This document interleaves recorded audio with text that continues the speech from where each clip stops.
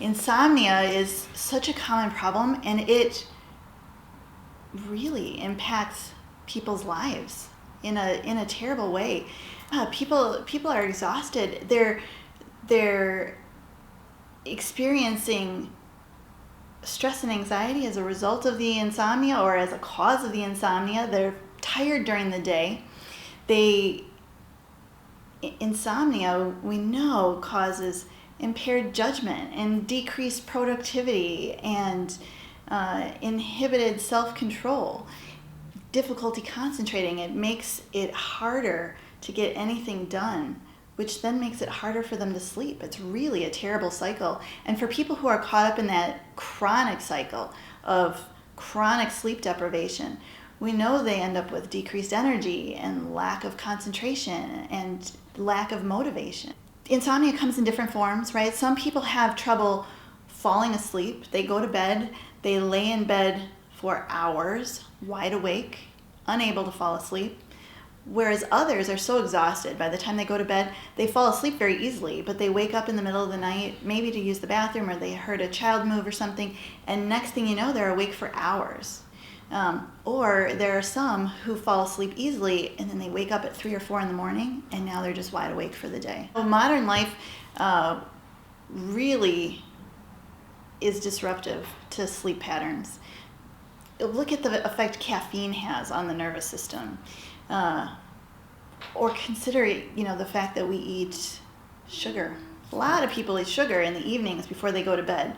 Well, that's going to cause a blood sugar crash a few hours into sleep, and it's hard when you wake up to go back to sleep if your stomach is growling loud enough to wake up the whole house. Yeah, so most people who suffer from insomnia, they get it, right? People are savvy.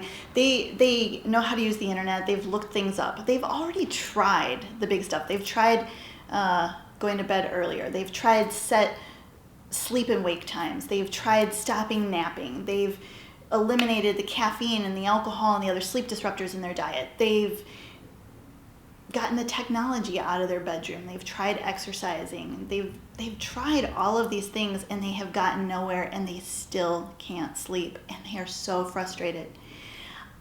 In the mind, body, spirit model that I love, I completely hear that frustration, and I truly believe that they've exhausted all options. They've exhausted them on the circle, the body. They haven't necessarily addressed the mind or the spirit. And maybe it's as simple as looking at one of those and solving their problem. The mind, or the square, can certainly be a cause of insomnia. The need to analyze and to think through every decision, especially under times of stress, can definitely inhibit sleep. Think of a time when you've woken up to use the bathroom or heard a child making noise or something, and next thing you know, your mind is running through the week's to-do list, followed by analyzing every move you've made in the past week, including whether or not the lack of a response to an email you sent 18 hours ago somehow means that you've offended and alienated the recipient forever. That's what our mind does in the middle of the night, right? Like it goes nuts, and it keeps us awake. And it's a huge cause of insomnia.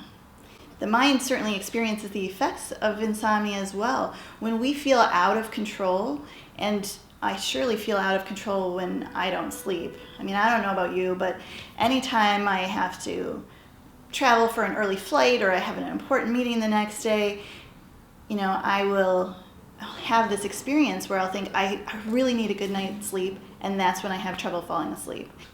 That lack of control is a huge effect on the mind, which makes us then more stressed and anxious, and makes us then less likely to sleep well. So how does the spirit fit into this equation? Lack of alignment. The spirit holds our deepest yearnings. It knows what we long to fulfill and what we want to bring forward. And when we are disconnected, that conflict will definitely impact our ability to sleep. And the effect on the spirit is equally great, because when we are unable to sleep, we then become more in our head. We're more likely to escape into our head, which makes us further disconnected. So first thing I would do is take a look at the body.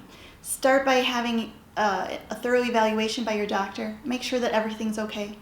Set sleep and wake times. That's huge in terms of trying to manage a schedule.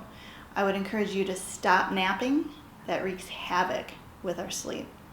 I would avoid caffeine, especially afternoon, and be careful with other sleep disruptors as well.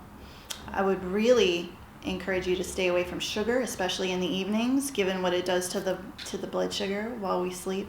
And consider eating a little protein before bed. For some people, that's really helpful. Probably the most important thing is to get technology out of the bedroom, or at least out of the bed. The phone, the iPads, the laptops do not belong in bed with you. Even watching TV in bed can be disruptive. The mind it's easier said than done, right? To quiet the mind.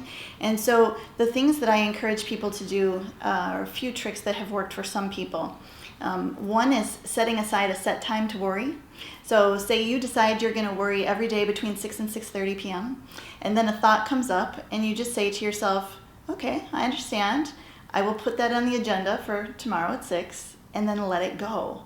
And then the real trick is the follow through. Tomorrow at 6, you've got to actually spend time on that issue so that your mind feels validated, but to let it go. Another thing that works for some people is to keep a notebook next to the side of the bed, so they can, you wake up in the middle of the night, it's 3 a.m, and you think, oh my gosh, I've got to call the CPA tomorrow. You can just jot it down and then let it go and go back to sleep. One of the other things that I really encourage people to do if they wake up in the middle of the night is to not let yourself start thinking about anything. You go to the bathroom, you do your thing, you go back to bed, you don't let the mind start at all. And if you need to, create some mental white noise, like counting backwards from 100 by sevens, something that keeps your mind kind of busy, but it won't let you start in on the exhaustive to-do list or your retirement planning or whatever else your mind would love to start thinking about at 4 a.m. For the spirit, the advice is pretty much always the same. It's aligning with your truest self, aligning with your wants and your desires and your needs. It's feeling into your body and feeling, where's the energy? Is it in a new relationship? Is it in a career change? Is it in writing a book? Is it in starting a new hobby? Is it in taking more time for your family? Really spend the time to connect with yourself and figure out what it is that you want to bring forward.